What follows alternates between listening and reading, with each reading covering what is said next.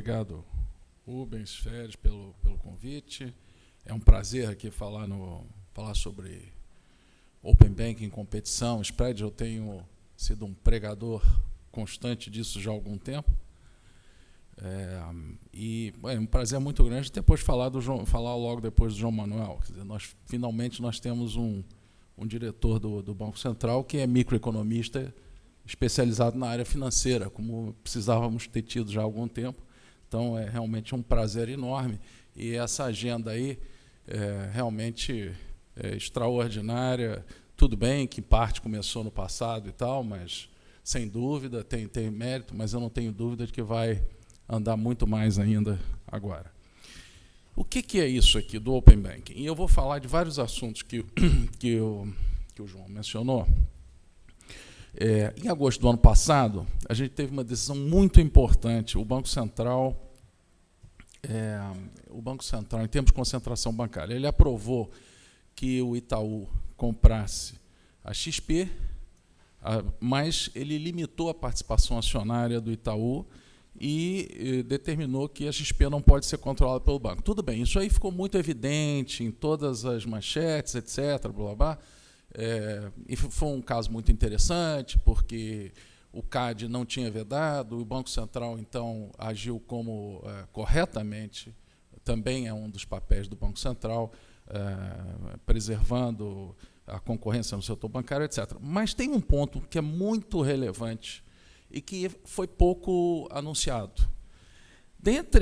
Não só o Itaú não pode controlar, mas também o Banco Central ele proibiu especificamente que os dados dos clientes da XP fossem compartilhados com o conglomerado financeiro Itaú. Isso é um ponto é a essência do problema da competição aí, tá certo? Isso é o que a gente vai ver agora. O Banco Central reconheceu nessa decisão que o que é valioso é o dado do comportamento do cliente. É o que é valioso numa instituição financeira, tá certo? Vou falar um pouco do que aconteceu no nosso sistema financeiro, na concentração, e falar um pouco sobre as medidas de spread bancário e redução do spread, que, obviamente, uma das mais importantes para mim vai ser o Open Banking. Tá? Então, por conta das crises que houve na década de 90, o Banco Central ele adotou uma postura extremamente conservadora. Tá certo? Então, as regras prudenciais, o índice de capital, os depósitos compulsórios no Banco Central, regras de aprovisionamento, as nossas regras foram muito aumentadas na década de 90, ficaram muito mais conservadoras do que o resto do mundo. E foi de caso pensado. Ninguém queria repetir o PROER e o PROES. Tá certo? Era realmente fomos vacinados com aquilo. Bom, isso aí naturalmente mostrou que se pagou completamente na crise de 2008 e na crise mais recente agora, como o João Manuel acabou de mencionar. Nós tivemos a pior recessão em 2 anos seguidos da história do Brasil, mesmo contando a Grande Depressão.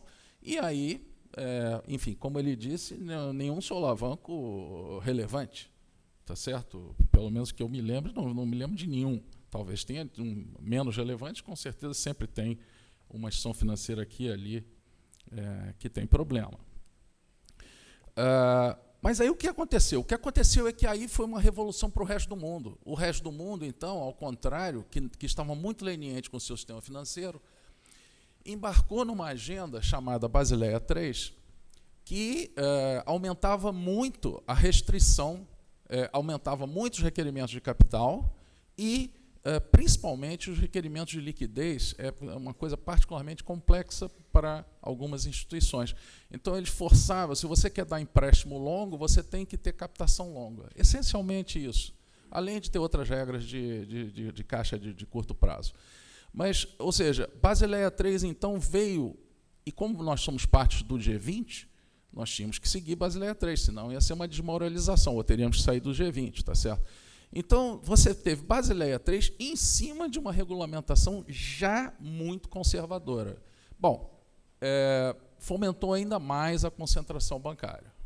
Mas isso foi muito regulatório, e isso acabou. Em janeiro desse ano, foi o último passo importante de Basileia III. A partir de agora, não tem mais razão regulatória para continuar isso. Agora, a gente tem também que perceber que existem vários países do mundo que funcionam perfeitamente bem com o mesmo tipo de grau de concentração que tem no Brasil, tá? 5 grandes bancos. Tá? Austrália, Chile e Canadá são exemplos, estão aí, bancos muito rentáveis, na faixa... os números que eu vi, eu já não me lembro, não estão atualizados, mas eram coisas na faixa de 17% até 22%, 23% de rentabilidade. É um número perfeitamente compatível com os números que a gente observa no Brasil. Os números brasileiros não são muito longe disso. Bom, mas os spreads aqui, a verdade é que eles continuam muito elevados, tá certo? Como é que pode a autoridade monetária ajudar nessa redução? E claro que o Banco Central está fazendo a parte dele. Em primeiro lugar, os compulsórios. Ainda temos compulsórios muito elevados. É verdade que o Banco Central já começou uma redução de compulsórios, mas ainda estamos longe da média internacional. Agora, em segundo lugar, vem, para mim, o ponto essencial que eu ilustrei aqui falando da resolução que o Banco Central fez quando proibiu o Itaú de controlar a XP. Proibiu também usar os dados da XP. E é esse o ponto que eu acho que é mais importante. Já no primeiro relatório de economia bancária, do spread bancário, em 1999, já está lá escrito que há um poder de monopólio local do banco sobre o cliente, porque ele detém mais informação sobre o cliente, sobre a qualidade do seu cliente, do que uma instituição concorrente. Que, enfim, se o cliente quer sair para um concorrente, o cliente tem que criar o histórico lá.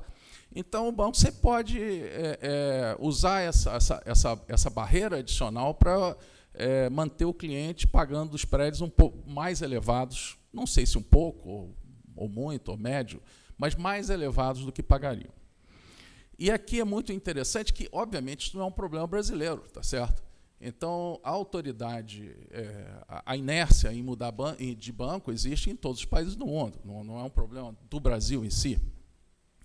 E aí, a história interessante é que a autoridade reguladora da Inglaterra constatou que era mais... Isso foi a história que eu ouvi, imagino que seja verdade, é engraçado até, mas é bem interessante. Constatou que era mais provável um casal se divorciar do que um dos dois sair do seu banco. Aí eles fizeram, não, isso está errado. Isso não é possível, isso certamente tem uma coisa errada. Eu sei que isso aqui é bananas e laranjas, mas são coisas... É tão estranho que tal comportamento exista que tem que ter alguma coisa que está forçando esse comportamento. E, por conta disso, note bem, isso não foi o Bank of England, nem foi a autoridade lá reguladora do setor financeiro, que, enfim, foi a autoridade competitiva, tá? O equivalente ao CAD aqui. Tá? Então, o que eles fizeram? Eles resolveram fazer assim, bom, vamos entrar no cerne do problema. Por que existe isso? E esse é o ponto do Open Banking, quer dizer... Então, obviamente, a conclusão foi que as informações eram valiosíssimas, exatamente o mesmo tipo de conclusão. Isso já era muito conhecido, pois se em 1999 isso já estava no relatório de spread bancário do Banco Central, já era um fato conhecidíssimo isso. Tá certo?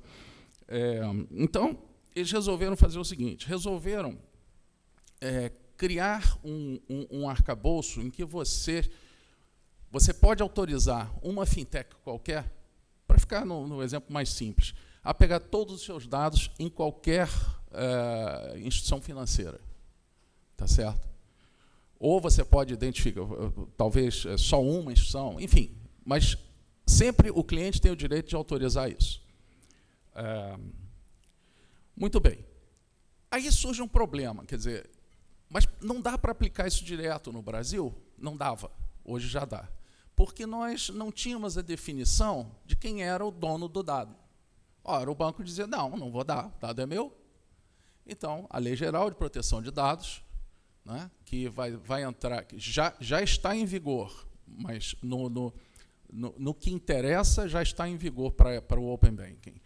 Mas vai ser obrigatória as observâncias todas legais a partir de agosto de 2020, do ano que vem, se eu não estou enganado. Tá certo? Então, a Lei Geral de Proteção de Dados fez uma coisa muito importante. Definiu o direito de propriedade do dado. Dados não tinham direito de propriedade bem definido.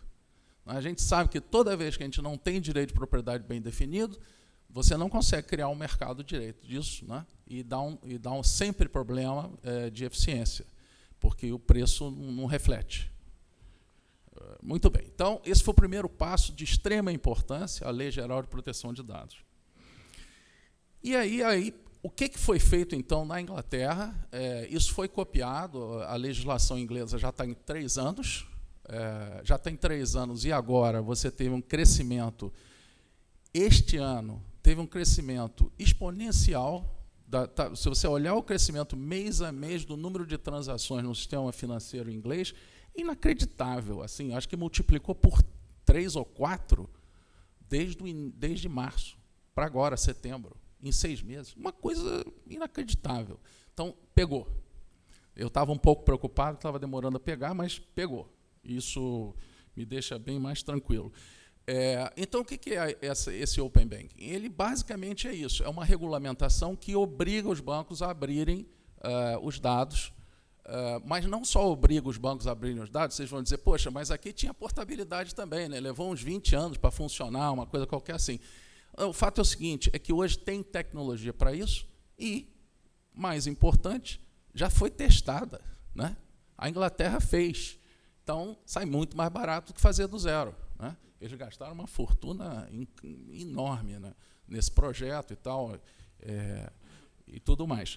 Mas, então, é muito interessante porque o Banco Central do Brasil, quer dizer, o que é o Open Banking? Ele vai permitir que os dados, eu vou dar todos os dados que eu, se fosse regulador, acharia razoáveis, que entrassem para disclosure.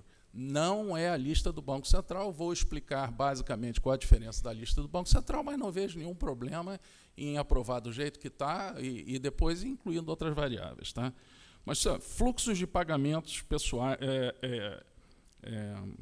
fluxos de pagamentos e recebimentos, créditos diversos, inclusive cartões, cheques especiais, créditos pessoais consignados, crédito imobiliário para aquisição de automóveis, assim como histórico de uso de todos os canais de acesso, com datas e horas, compras realizadas, débitos, ou seja, compra, quero saber a lista, porque o banco tem acesso a isso, tá certo?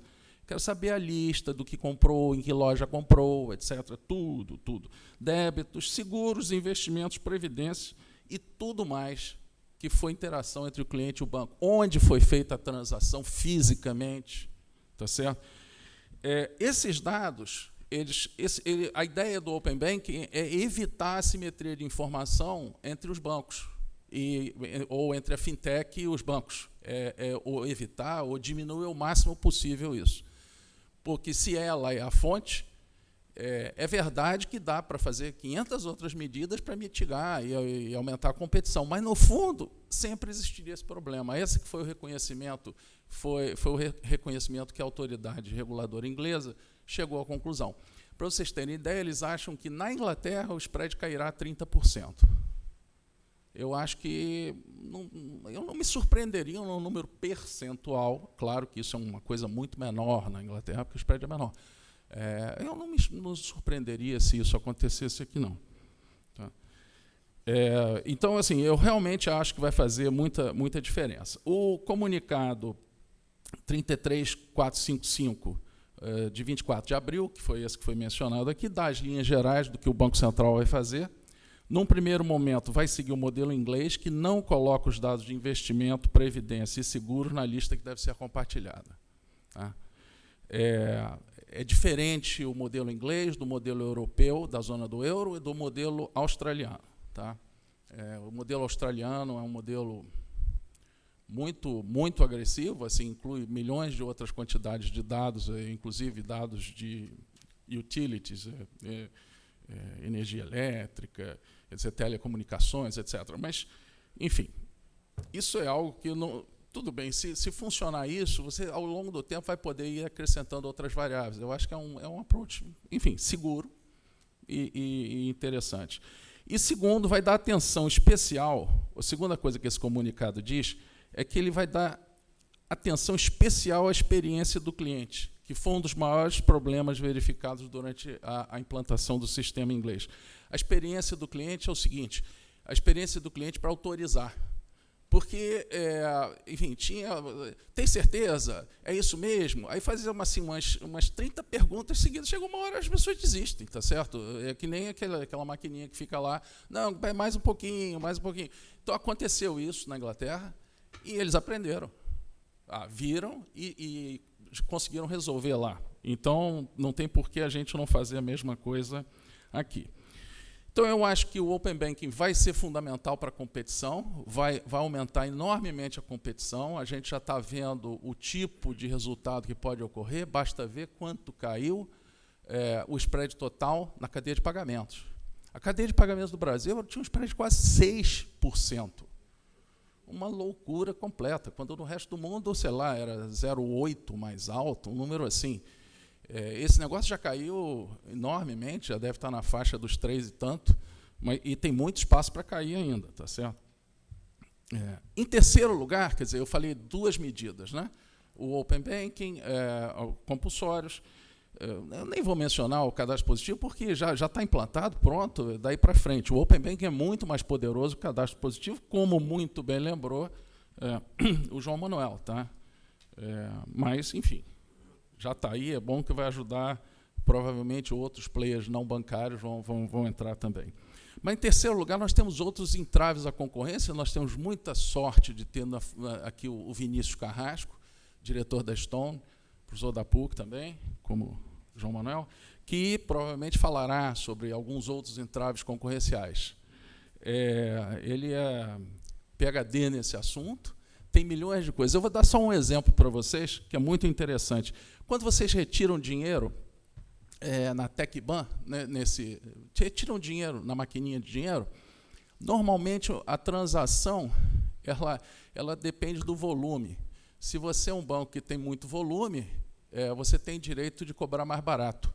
Ora, o que acontece? Acontece que a transação custa cerca, sei lá, eu vou chutar aqui, mas é na faixa de 70, 80 centavos para um banco grande, Bradesco, Itaú, Santander, e custa R$ 7,00 para uma fintech pequena.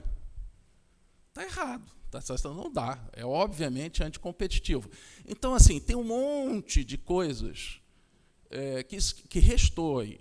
E o Banco Central está muito consciente disso, obviamente está tomando, como ele tem que zelar pela resiliência do sistema financeiro, acho que está correto sempre o ponto de vista. Não pode negar que existe o problema, tem que ficar olhando e, de repente, chega uma hora, está na hora agora de botar aqui um limite, ou mudar aqui, tá certo? E assim vai. Então, há muita coisa a ser feita, ainda nessas outras áreas que não, assim, menos óbvias, não é? E essa instrução de pagamento aí, que foi feita em dezembro do ano passado, que foi muito mencionada pelo João Manuel, é muito interessante. Basicamente, é o pagamento de qualquer valor, de qualquer tamanho, imediato, 24 horas, 7 dias por semana. É realmente uma revolução enorme na eficiência dos pagamentos da economia brasileira, entendeu? E acho que, assim, tem sido muito pouco falado sobre o assunto também. Então, o Banco Central tem essa agenda que está indo, a meu ver, extraordinariamente bem, e o Open Banking vai ser a nossa próxima grande revolução competitiva no setor financeiro. Obrigado.